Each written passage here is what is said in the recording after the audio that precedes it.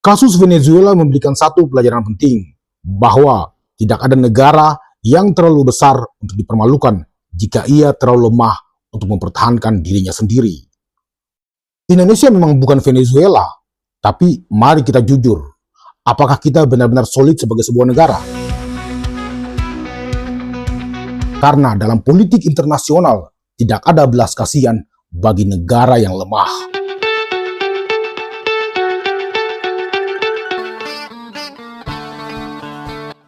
Selama ini kita hidup dalam ilusi besar bahwa dunia diatur oleh hukum internasional, bahwa kedaulatan suatu negara itu bersifat sakral dan tidak bisa dipermainkan, bahwa pemimpin negara berdaulat tidak bisa diperlakukan tanpa dasar hukum yang disepakati bersama. Faktanya pahit, hukum internasional tidak melindungi negara yang lemah. Hukum internasional hanya bekerja efektif bagi negara yang kuat. Ketika sebuah negara melemah dari dalam, kaidah-kaidah internasional berubah fungsi, bukan lagi sebagai pelindung, tetapi alat legitimasi bagi negara yang lebih kuat. Presiden Venezuela ditangkap atas perintah pengadilan Amerika. Ini bukan saja melanggar hukum internasional, tetapi tidak masuk akal. Bagaimana bisa yurisdiksi hukum satu negara melewati batas negaranya dan menjangkau pemimpin negara lain yang sedang berkuasa di negara berdaulat tanpa mandat dari Perserikatan Bangsa-Bangsa, tanpa perintah dari Lembaga Pengadilan Internasional ICC atau ICJ. Tapi ini Amerika, negara adidaya.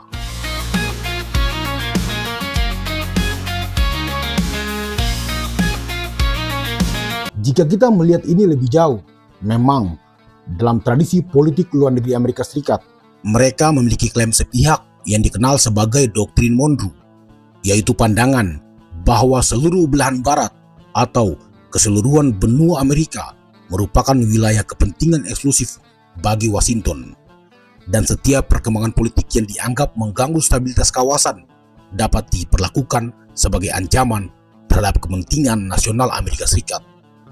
Benua Amerika dipersepsikan sebagai halaman belakang bagi Amerika Serikat.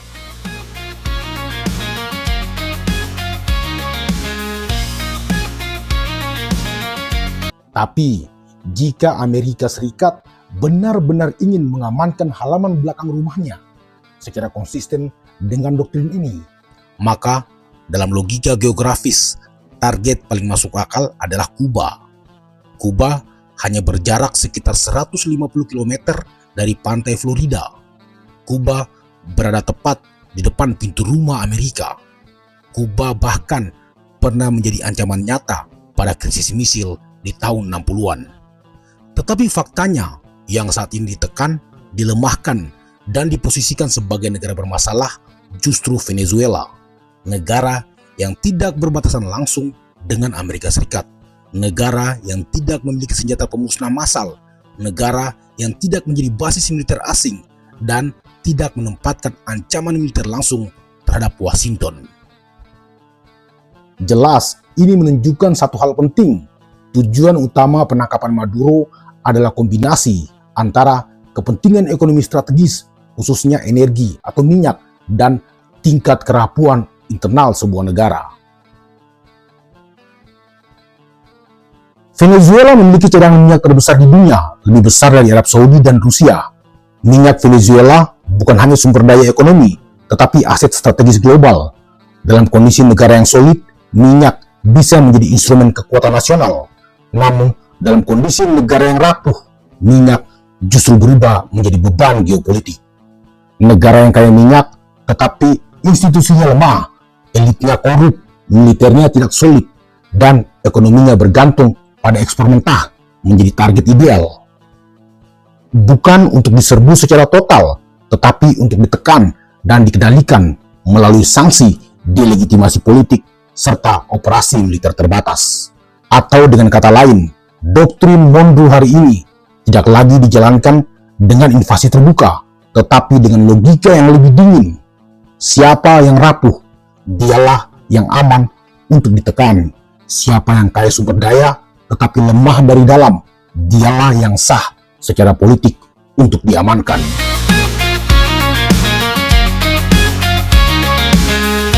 Bandingkan dengan Kuba yang tidak gampang diinvasi langsung. Kenapa? Karena Kuba bukan negara yang rapuh dari dalam. Kuba sangat terpusat. Militernya, meskipun tidak sekuat Amerika, tetapi sangat loyal dan terkonsolidasi. Elit-elit politiknya tidak saling menjual. Artinya, tidak ada fragmentasi kekuasaan yang bisa dieksploitasi oleh Amerika Serikat. Jadi, ini bukan lagi apakah Amerika Serikat hanya menginginkan minyak atau sekedar mengamankan teritorialnya.